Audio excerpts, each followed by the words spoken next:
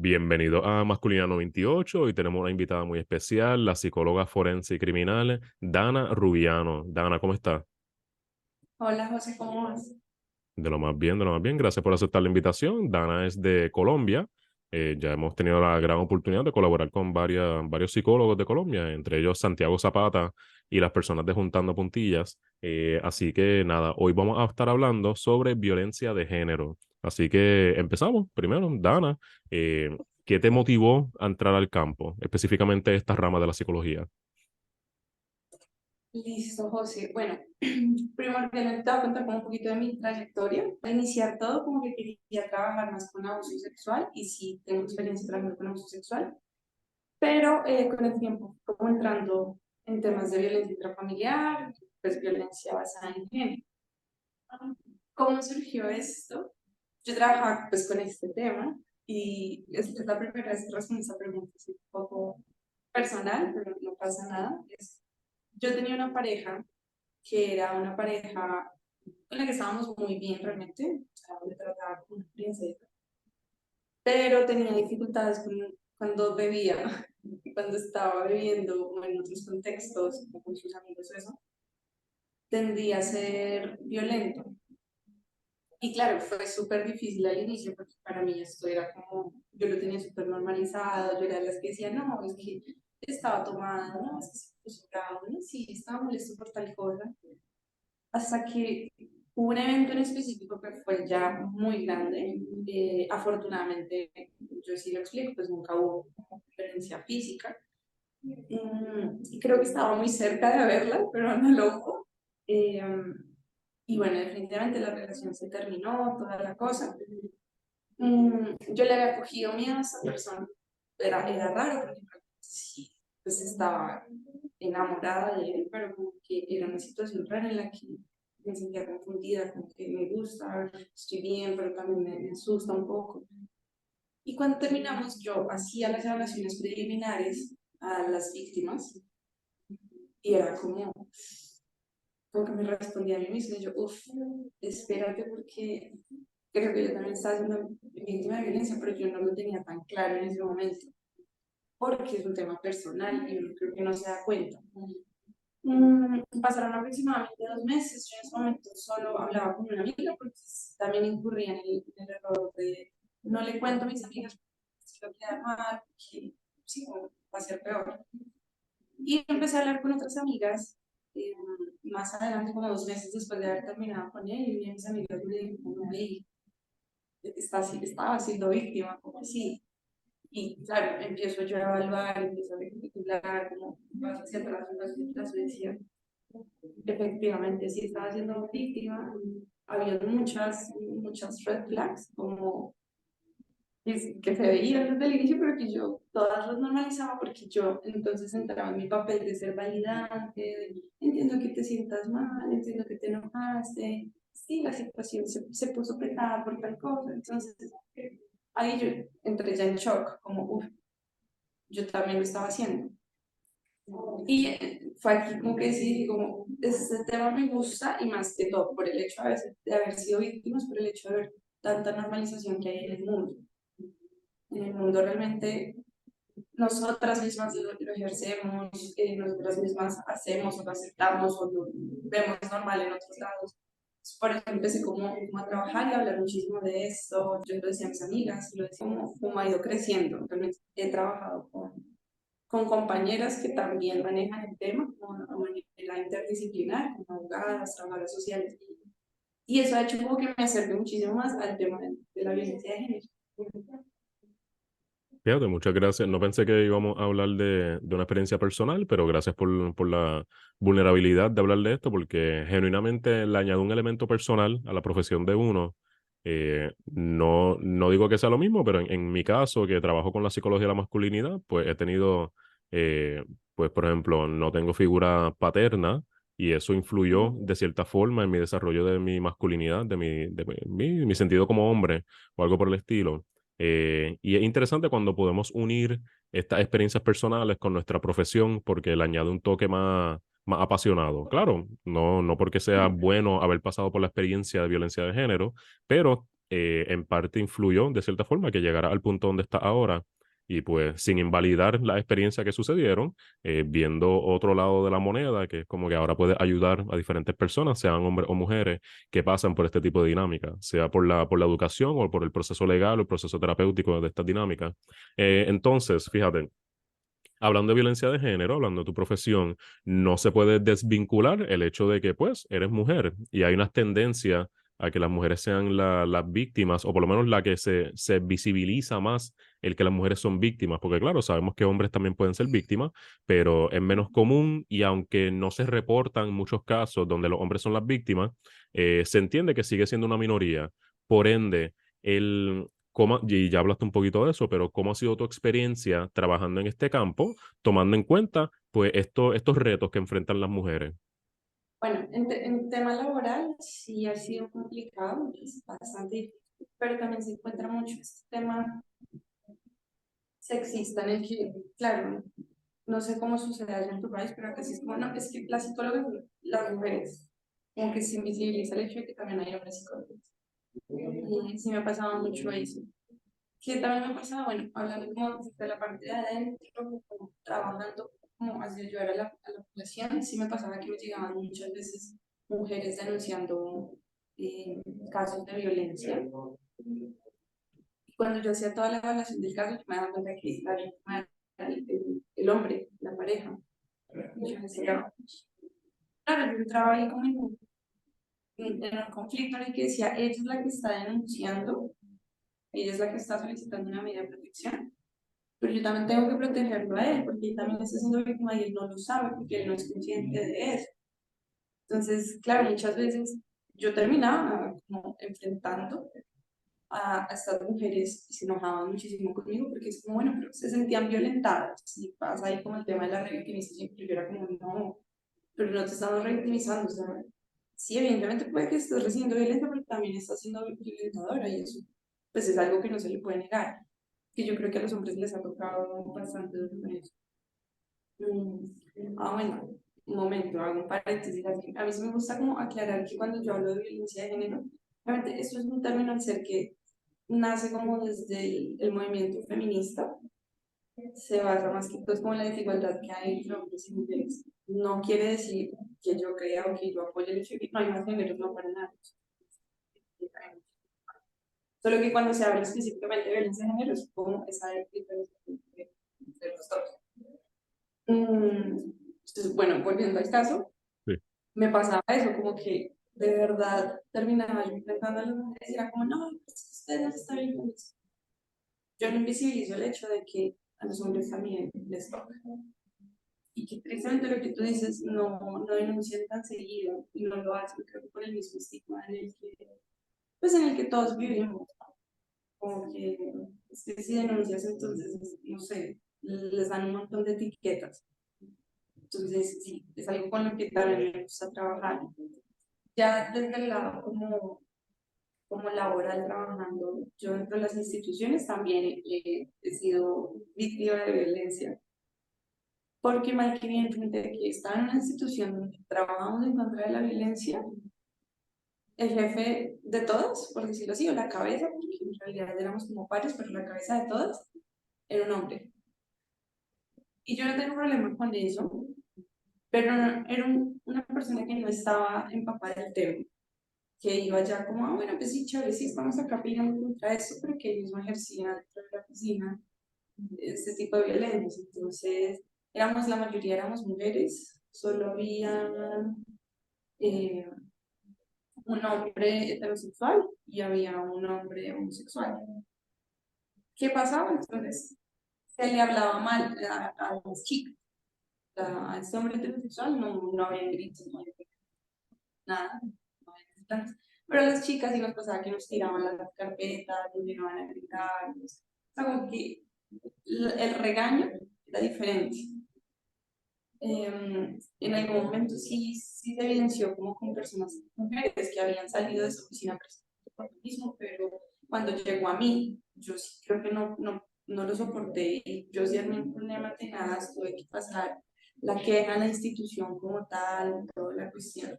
porque era evidente que había un acto de violencia contra nosotras. Ujú, Y que incluso este otro chico que te digo que es sexual, la cabeza de todos decía como, no, pero pues, tenemos a esta persona, pero se cuenta como si fuera una vieja. Y era como, oiga, no, pues primero él no se identifica como una mujer y segundo, pero ¿por qué a nosotros nos tienen que tratar mal y a los otros no? O sea, ni siquiera debería tratar mal a ninguno. ujú, Entonces, sí, sí estaba siendo víctima de eso y yo me dio rabia, yo puse la queja, realmente sí fue como un problema un poco más grande, en el que la institución básicamente me aceptó la terminación del contrato. Nosotros acá en Colombia manejamos una modalidad de contrato como medio complicada, que es como que eres independiente, pero también eres nuestro, por decirlo así. Y no es tan fácil solicitar la terminación. O sea, o cedes el contrato o esperas a que no lo renueven. Tú mismo, que tú digas, no quiero renovar esto. Pero dadas todas las circunstancias, la institución no me quería dejar ir en un principio. Yo dije que no, porque ya había tenido muchas barreras en el acceso como a la queja mía.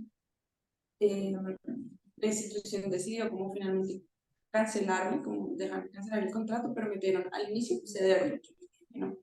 Yo les dije que no porque me parecía súper triste que yo tuviese que dejar a otra persona en mi puesto sabiendo todas las implicaciones que tenía ese puesto y todas ujú. las cosas que están haciendo, que lo único que yo estuviera combatiendo la violencia todos los días y estuviera aceptando violencia en un lugar de trabajo.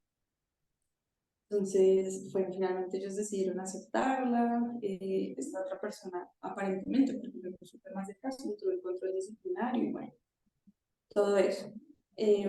Una de las muchas razones que también me llevaron a querer renunciar fue el hecho de que yo veía dentro de la institución las barreras al acceso a la justicia. Entonces, muchas veces los funcionarios no te atendían, no te recibían, era como vuelva después. Encontraba casos en que la mujer llegaba golpeada y cuando yo le iba a atender el caso, pues, semanas después yo, porque no se atendió en el momento que era, porque eso también era como, podía estar golpeada, podía estar, y por la pereza de los funcionarios no se hacía. Ujú. Eso también yo era como, esto no me gusta. Eh, lo mismo, como este mismo, la cabeza como de todo el equipo no estaba como tan empapado del tema y no le gustaba, o no era tan diligente, también se dejaba pasar muchísimos casos. Y dije, creo que no sirvo para estar acá, ¿sabes? Como tan maniatada, como que no podía hacer mucho porque me daba cuenta que hay muchas barreras. Hay barreras en el acceso a la justicia y eso es bastante claro. También, otra de las muchas razones. Sí, entonces, fíjate, es interesante porque cuando hablamos, por ejemplo, de la persona arriba, el jefe, eh, siendo hombre, el ser hombre de forma innata no te limita de estar consciente de estos temas, es la acción de no educarte sobre los temas, lo que entra en lo que es problemático, porque las mujeres, por algunas tendencias, mayormente, no siempre, pero sí, o sea, hay una desviación de que son más propensas a pasar por esta experiencia, al igual que los hombres son más propensos a pasar por otra experiencia, cuando hablamos de suicidio o algo por el estilo. Pero en este caso, él como hombre, director de una división que trabajaba con esto, entiendo que sería lo más ético, lo más adecuado, educarse sobre estos temas. Claro, su experiencia como hombre nunca será la misma por estos contextos sociales de que, pues, quién es víctima y quién no y todo lo demás. Aunque bien él pudo haber sido víctima en algún momento en su vida y sin darse cuenta también por haber normalizado este tipo de dinámica. Pero ¿qué pasa?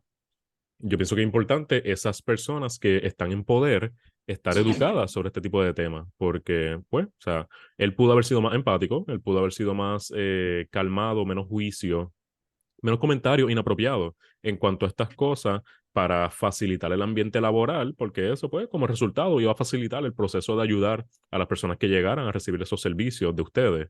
Así que es interesante, porque al igual que pudo haber sido una mujer que por no haber sido víctima por cuenta propia o no estar consciente, pudo haber sido una falta de empatía también, si no se hubiese educado en este tipo de cosas, o sea, enfocarse más en lo administrativo y menos en lo humano.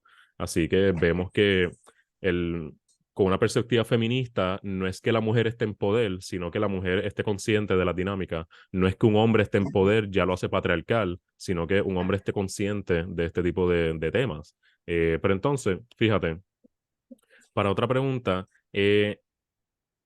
bueno, ya iba a preguntar cómo era la experiencia con los hombres en tu trabajo, pero ya claramente pues me la describiste a detalle. Es lamentable, honestamente. Yo pienso que, o sea, por ejemplo, yo como hombre, yo tuve la experiencia de trabajar en programas, en mi práctica clínica, en programas que brindan apoyo a víctimas de abuso sexual infantil. Pude hacer una práctica en un centro que brega con apoyo de víctimas de violación. Eso eran más adultos, más mujeres. Y es interesante porque yo como hombre, pues yo he pasado por alguna dinámica de acoso, si acaso 3 veces en mi vida. De esas 3, 2 fueron virtuales, que es como, fueron unos mensajes y ya, y más nada. Eh, que no es algo recurrente para mí, no es algo que yo pienso a diario. Lo que sí pienso a diario o pensaría, me puede venir a la mente mucho más frecuente, es la experiencia que pasan mis amigas, la experiencia que pudo haber pasado mi madre, mi abuela, algún familiar o algo por el estilo. Entonces, el, es como un sentimiento, no de culpa, pero un sentimiento bien raro pensar, fíjate, yo no voy a estar tan expuesto a esto, o es muy probable que no esté expuesto a esto por cosas fuera de mi control, porque yo no controlo el que soy hombre. Yo controlo cómo puedo apoyar a las personas, pero no, pues, no voy a saber verdaderamente cuál es la experiencia de las mujeres a diario. Yo puedo escucharla y crear empatía y conciencia e impactar y señalar a quien haga algo mal o algo por el estilo, pero no es mi experiencia, no es la vida que me tocó vivir. Pero por ende, a base de esos sentimientos, es como que un incentivo para orientarse más sobre estas cosas. He visto muchas veces no, pero las pocas reacciones negativas que he tenido a esta iniciativa de Masculinidad 98 son personas hablando de que esto no es ser masculino, esto no es ser hombre, estás afeminando a los hombres, estás perdiendo tu masculinidad o algo así. En ocasiones me han connotado como persona de la comunidad, del ambiente o algo por el estilo. Y claro, yo no lo tomo como insulto, yo meramente no me identifico, o sea, me identifico como un hombre heterosexual, pero no lo cojo como insulto que digan que soy homosexual o algo así, porque en su naturaleza no tiene nada de malo. Eh, pero es interesante porque las personas que lo dicen, sí lo dicen con intención de daño. Pero entonces yo pienso, esto no es ser masculino o ser menos masculino, lo que sea. Esto es una víctima menos de abuso sexual. Esto es una víctima menos de un padre ausente, de un caso de violencia doméstica menos o algo por el estilo, porque estamos promoviendo más empatía, más inteligencia emocional en estas dinámicas. Entonces, o sea, no sé si sea algo de lo que quiera hablar, pero ¿han habido casos de acoso laboral en tu experiencia, sea en la posición que tenía antes, actual o en algún momento en el pasado? Porque pienso que al ser mujer estás más expuesta a esto. Entonces, uno diría que en un campo que se trabaja la violencia de género no habría eso, pero ya claramente demostraste cómo este jefe pues estaba inconsciente de ciertas dinámicas. No sé si has pasado por alguna experiencia así. Bueno, no específicamente, o sea, si hablamos como de un tema de acoso en ámbitos sexuales, no, no me ha pasado.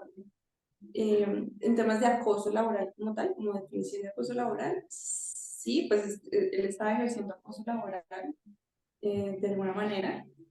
Efectivamente, lo que te digo, o sea, el tema era grande, era bien complicado las cosas.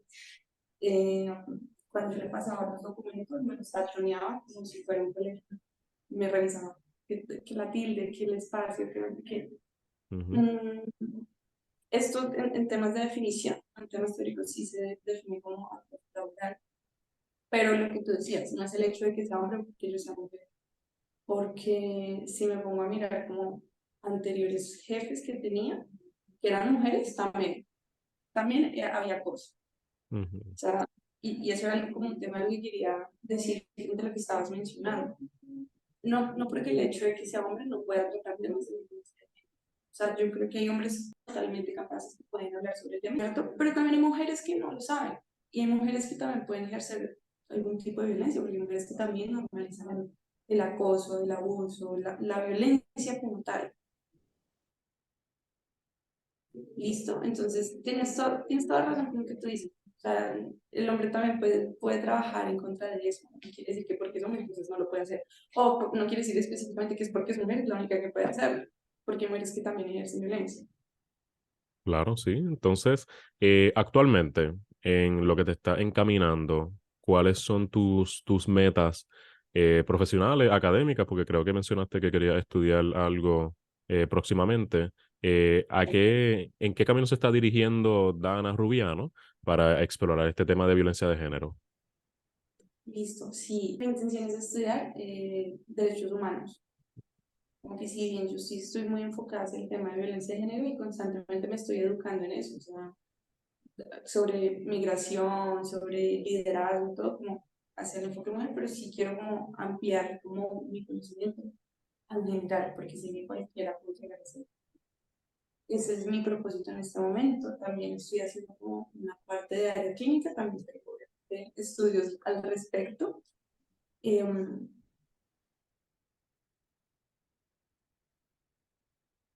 ¿Por qué? Porque también me voy a... Entonces, en este momento sí sigo en ese trabajo interdisciplinario en el que hago el manejo, sí, como el manejo clínico, pero también el manejo legal. ¿Listo? Obviamente no las mismas personas, no puedo meter una cosa con la otra, pero si ideal es eso, pues seguir estudiando, porque uno nunca termina. En el futuro podemos crear una clínica bastante grande con atención integral en muchísimos campos. Ok, entonces, fíjate, en un momento hiciste referencia a que en Colombia se dan unas dinámicas. Yo pienso que hay un bastantes paralelos en lo que estás comentando en tu experiencia en Colombia, al igual que la experiencia que por lo menos he tenido la oportunidad de observar en Puerto Rico en cuanto a dinámicas de acoso laboral, violencia de género, violencia doméstica y todo lo demás. Eh, Ahora mismo, por lo menos en el contexto colombiano, ¿cuál tú dirías que es una de las áreas principales que hay que enfocarse para poder verdaderamente trabajar con la violencia de género? Pero no tan difícil, Sí, porque sí, pero por tirar algo, para hacer el ejercicio de pensamiento, ¿qué me cuenta? creo que es todo. Creo que Sí. es todo. O sea, creo que no podemos trabajar como en un área específica, sino algo que me he dado cuenta y es que desde que trabajo con enfoque de género, Ujú, uno ve la vida diferente. Bueno, tanto con enfoque de género como con abuso sexual. Uno ve la vida distinta. No sé si a ti te pasa, también desde tu conocimiento, pero uno empieza a mirar cosas como, uff, esto no está bien, no pinta chévere. Y acá en Colombia, hay violencia. De por sí, ya todos sabemos que Colombia es un país violento. Eso lo tenemos claro. Pero en verdad hay mucha violencia. Hay mucha violencia. En algún momento hablábamos con él, que me preguntaba cómo hay gente en tu familia que ha sido víctima de violencia. Y hablando de temas de violencia como de género, yo decía, todas, o sea, precisamente todas, que lo ujú, tienen súper normalizado y no sé, mi familia en ningún momento llega a escuchar esta entrevista como, sí, lamentablemente es cierto. Eh, todas hemos sido víctimas de alguna manera, porque es algo que es tan común acá en el país, como que es que tú no sabes trabajar, porque no te viste para más, es que yo soy el que maneja la plata, es que tú no trabajas y cuidas a los niños, todo eso se ve acá y es súper constante. Y bueno, esto hablando de temas de violencia que consideramos normales, pero también hay problemas que son muy físicos, sexuales, pasa, y pasa muchísimo. Y pasa que si tú eres mi novia y yo no hago, porque tú eres mi novia y soy eso también es violencia. O sea, todo eso que te griten, que hace que también hablaba con una persona y me decía, pero es que yo no le pegué, yo simplemente dije así, ujú. estaban pensando, ¿no? Y yo decía, eso es violencia física, dado el contexto en el que están, en contacto físico, ya es violencia, no importa que no les hayas dejado un peto. Entonces digo, es súper común, José, o sea, en cualquier contexto tú lo encuentras, en las oficinas, en muchos lugares de trabajo en el que te dicen, o que tú ves y los jefes son hombres mayoritariamente. Y si tú hablas de esto con hombres en mi país, ellos te van a decir que eso es mentira, que está la gerente que es mujer y te das cuenta, es como la generalidad que son hombres. Y Ujú. no nada en contra de ustedes, por supuesto, pero es como está marcado y está normalizado, porque nosotros mismos no nos damos cuenta. A mí, de hecho, en algún momento me pasó con este tema de que te contaba anteriormente con mi expareja. Ujú. Como yo me di cuenta que estaba siendo víctima, cuando yo hablé con la única persona con la que yo me desahogaba en ese momento, ella me dice, ah, bueno, pues, sí, como que qué feo que te haya hecho eso a ti, aunque conmigo nunca ha sido así, él a mí nunca me ha dicho nada. Entonces yo no tengo por qué decir nada. Y yo, bueno, pues es cierto. Yo en mi cabeza lo pensaba así, yo, bueno, pues es cierto.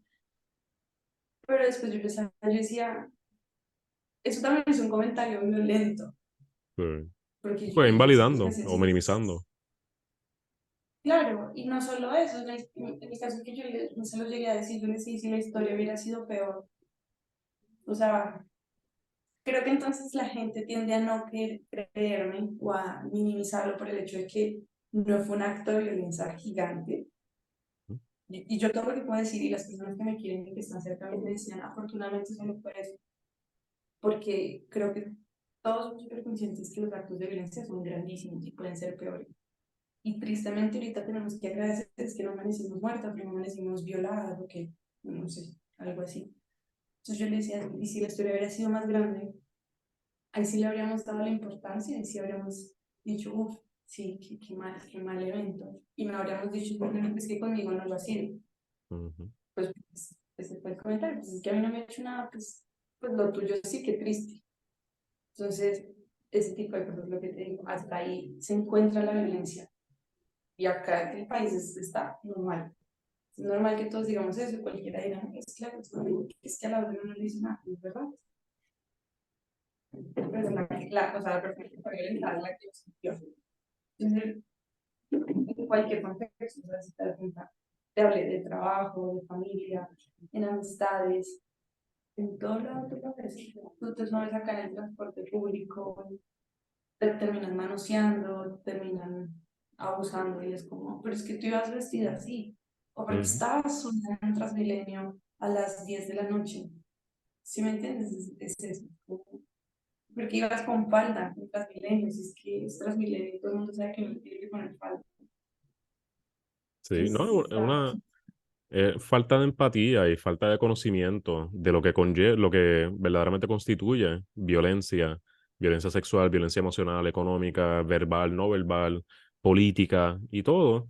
Y pues del desconocimiento entramos en la falta de empatía y la desconsideración y la minimización, como habíamos mencionado, porque no cae dentro de tu definición de lo que es violencia para ti, pero eso no quiere decir que no es lo que no es violencia para otra persona. Y puede ser algo, volvemos a la que te den en la cara, pero te dieron suave, pero como que era un uso de poder que se ejerce sobre otra persona para causar algún tipo de dinámica de dolor, control u otras cosas. Eh, que pues, o sea, yo por lo menos en el contexto puertorriqueño, yo pienso que lo más importante sería la educación y educación dirigida a hombres específicamente. Siento que ya ha habido mucha educación para las mujeres y no es que paren eso, obviamente sigan con eso, pero es que se dé al mismo nivel en hombre, para que no sean víctimas y si son víctimas puedan hablarlo y para que no sean victimarios que, o sea, yo personalmente, y claro, desde una perspectiva de hombre, pero yo pienso que el abuso sexual, por ejemplo, es de los peores males que una persona como individuo le puede hacer a otra persona como individuo. Claro, hay guerra, hay enfermedades, hay diferentes males sociales, pero pienso que es uno de los peores. Por ende, cualquier cosa que uno pueda hacer para disminuir la frecuencia de eso es algo que vale la pena explorarse. Pero entonces, para cerrar el episodio, entonces ya quisiera que si puedes me digas que le des un consejo a aquellos oyentes del podcast. Bueno, vamos a dividirlo en dos primero, como habíamos hablado antes. Primero, el consejo que le darías a un hombre para, por si ha sido víctima o si en algún momento será víctima de violencia de género. Y luego, ¿qué le dirías a aquellos hombres para disminuir la posibilidad de que sean victimarios de violencia de género? Bueno, para la primera yo creo que mm, es muy fácil volverse cómplice y sin saberlo. Me parece súper chévere, por eso me gusta mucho tu canal, que es se habla de ese tipo de cosas sin someter al hombre a una etiqueta, es que tienes que ser de esta manera. Y yo creo que ustedes mismos también muchas veces se enfrentan a cosas que ustedes evalúan y saben que no está bien, pero que tampoco saben qué hacer porque nadie se los explicó. A comentarios incluso de, es que estaba escuchando a mis amigos lo que estaban planeando hacerle a esta chica, o que este man cogió hasta a su amiga borracha y abusó de ella. Y hay muchos hombres que se quedan callados. Algunos porque no saben que está mal, o que es abuso, o que es violencia, y otros porque definitivamente pues, para que les guste. Para estos hombres que de pronto no tienen ese conocimiento, como no están solos. No están solos porque creo que mi principal tema a muchas cosas. Ustedes también terminan siendo violentados por el hecho de hablar y de expresar. Entonces, es entender que yo creo que el mundo está cambiando, está difícil, pero está cambiando. Y Ujú. ustedes también hacen parte de esa protección que se quiere generar, como no solamente nosotros, sino también queremos más hombres así. Entonces, que tengan la confianza de denunciar, de hablar, de saber que algo no está bien y decirlo. Y bueno, pues que gracias definitivamente por hacerlo, porque también nos cuidan, no todos son malos. Sí, sí. No, o sea, eh, me encanta, no me encanta, o sea, frustra más bien esto de que cuando señalan algo de que si el hombre hace alguna conducta machista, es como que, ah, pero no son todos los hombres. Pues el enfoque no es que sean todos los hombres. El enfoque de ese comentario de que lo que sea que están criticando no es que tú pienses si tú eres o no eres eso, es que se trabaje en conjunto ante una mejoría para que no suceda ese tipo de dinámica que puede ser perpetuada por mujeres también, claro, porque o sea, las mujeres pueden ser agresivas, violentas, pueden violar, pueden ser de diferentes cosas. Lo único que parte de nuestra conceptualización de lo que es hombría encapsula también, incluye estas dinámicas que pueden llevar a estas conductas dañinas, este uso de violencia, esta canalizar el coraje y cualquier otra emoción por medio de, pues, solamente el coraje. Tú no puedes sentir tristeza, frustración, desesperanza, ansiedad. Tú sientes coraje. ¿Es coraje o felicidad o promiscuidad? Son como que las tres grandes emociones que pueden sentir. Y la promiscuidad no es ni una emoción, un estado así de ánimo. Pero sí, así que nada, verdaderamente hay que trabajar con esto de ambos lados, ¿no? De personas de cualquier género, identidad de género, porque de nuevo, no es que si un hombre afeminado, que si la guerra contra la masculinidad o algo por el estilo es una víctima menos, un daño menos que se hace a la sociedad, seas tú quien lo experimenta o no. Parte de la conciencia colectiva que debemos desarrollar cuando hablamos de este tipo de temas. Así que nada, sí, ha sido una excelente conversación contigo. Muchas gracias por aceptar la invitación. Quisiera decir, como siempre, que este episodio o esta página no sustituye servicios de terapia individual. Si usted entiende que debe recibirlas, por favor, comuníquese con su plan médico o cualquier persona que entienda que le pueda ayudar para conseguir estos servicios. Dana, mil gracias. Gracias por venir. Gracias, José, por invitarme.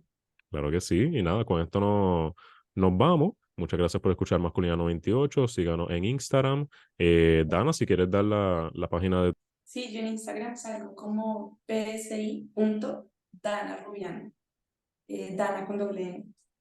Perfect. Entonces, nada, ojalá sea la primera de muchas colaboraciones. Me encanta colaborar con no solo profesionales, sino profesionales de otros países. Siento que es algo que nunca pensé que iba a hacer, así que me encanta esta experiencia. Nada, gracias por escuchar Masculina 98. Que tengan buen día. Listo, Aquí. adiós.